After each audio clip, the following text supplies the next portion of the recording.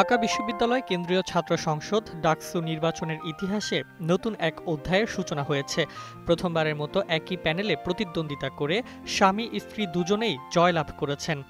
ইসলামী ছাত্র শিবির সমর্থিত প্যানেল ঐক্যবদ্ধ শিক্ষার্থী জোট থেকে অংশ নিয়েছিলেন তারা। উম্মে সালমা প্রতিদ্বন্দ্বিতা করেন কমন রুম, রিডিং রুম ও ক্যাফেটেরিয়া সম্পাদক পদে এবং জয়ী হন ৯,৯২০ ভোট পেয়ে। অপরদিকে তার স্বামী রায়হান উদ্দিন প্রতিদ্বন্দ্বিতা করেন সাধারণ সদস্য এজিএস পদে এবং তিনি ৫,০৮২ ভোট পেয়ে বিজয়ী হন।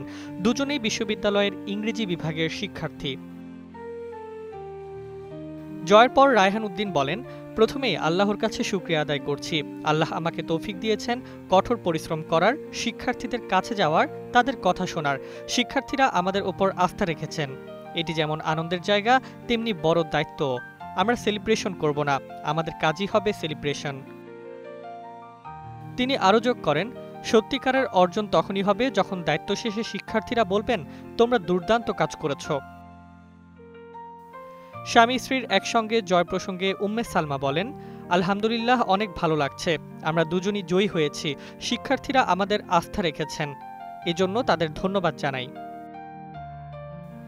ঢাকা বিশ্ববিদ্যালয়ের ইতিহাসে এর আগে কোনো ডাকসু নির্বাচনে স্বামী স্ত্রীর একসঙ্গে প্রার্থী হওয়ার নজির নেই। এই দম্পতি শুধু জয়ী হয়েই নয়, বরং ক্যাম্পাস রাজনীতিতে এক নতুন দৃষ্টান্ত স্থাপন করেছেন, যা শিক্ষার্থীদের মাঝে ব্যাপক আলোচনার জন্ম দিয়েছে।